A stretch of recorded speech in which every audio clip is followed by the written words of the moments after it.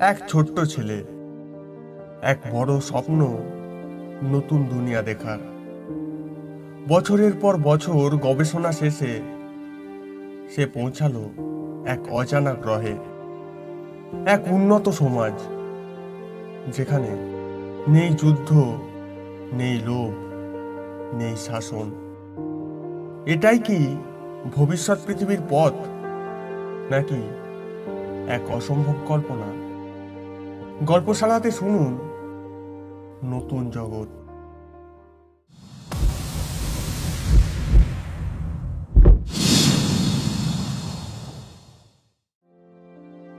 2002 সাল।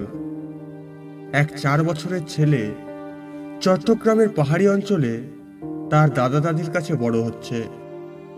তার মা বাবা আমেরিকায় চাকরি করেন, তাই ছেলেটি একা সময় কাটায়। রাতের আকাশের দিকে তাকিয়ে সে স্বপ্ন দেখে একদিন সে মহাকাশে যাবে, নতুন দুনিয়া দেখবে। সময়ের সাথে সে বড় হতে লাগলো। বিজ্ঞান ও প্রযুক্তির প্রতি তার গভীর আগ্রহ জন্ম নিল। লেখাপড়ায় সে ছিল অত্যন্ত মেধাবী এবং যন্ত্রপাতি নিয়ে সারা দিন কি যেন পরীক্ষা নিরীক্ষা করত। তারপর কেটে গেল 20 বছর। একদিন তার দাদা মারা গেলেন। কিছুদিন পর দাদিও চলে গেলেন।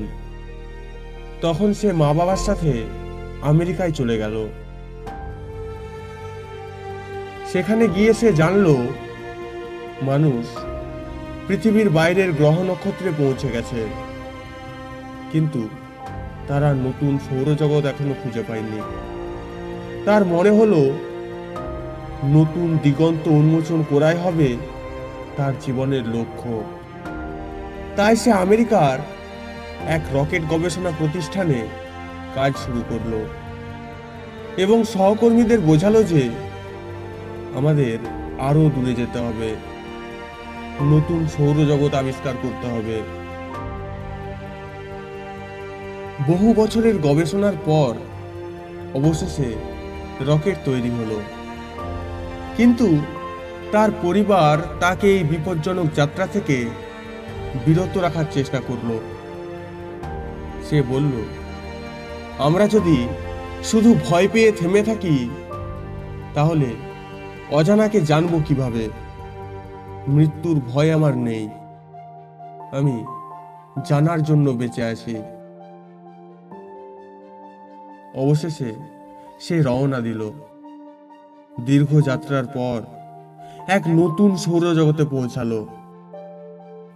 সেখানে এক গ্রহের সন্ধান পেল যা দেখতে পৃথিবীর মতোই। সে অবাক হয়ে দেখল এখানকার মানুষ উন্নততর এক সমাজ গড়ে তুলেছে। কোনো যুদ্ধ নেই, কোনো বৈষম্য নেই, কোনো শাসন ব্যবস্থা নেই। তারা সবাই সমান। তারা কোনো দেবতা বা ধর্মে বিশ্বাস করে না, কিন্তু তাদের জীবন সত্য, যুক্তি এবং নৈতিকতার উপর ভিত্তি করে গড়ে উঠেছে। সে জানতে চাইল, তোমাদের মধ্যে কেউ কি ক্ষমতার লোভে একে অপরের সঙ্গে লড়াই করে না? তারা উত্তর দিল, আমরা বুঝে গেছি যে ক্ষমতা, লোভ, ঈর্ষা এই সবই আমাদের ধ্বংস করে, আর তাই আমরা যুক্তির ভিত্তিতে সমাজ গড়ে তুলেছি, যেখানে সব সিদ্ধান্ত বিজ্ঞান, ন্যায় বিচার এবং মানবিকতার উপর নির্ভরশীল। সে ভাবতে লাগলো, আচ্ছা, আমাদের পৃথিবী কেন এমন নয়? কেন আমরা এত লোভী, যুদ্ধবাজ? আমরা কি যুক্তিবাদী সমাজ গড়ে তুলতে পারি না?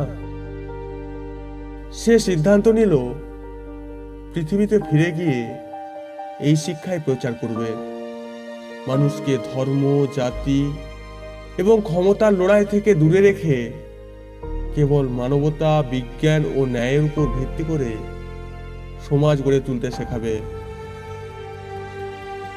2056 সালে তার যাত্রা শেষ হয়, কিন্তু নতুন পৃথিবীর স্বপ্ন তার হৃদয়ে থেকে যায়। পৃথিবী কি একদিন এই নতুন পৃথিবীর মতো হয়ে উঠতে পারবে? সে ফিরে এলো এক নতুন শিক্ষা নিয়ে, এক নতুন স্বপ্ন নিয়ে। কিন্তু পৃথিবী কি সত্যিই বদলাবে, নাকি আমরা হারিয়ে যাব লোভ আর ক্ষমতার অন্ধকারে? আপনি কি ভাবছেন? আপনার মতামত জানাতে ভুলবেন না।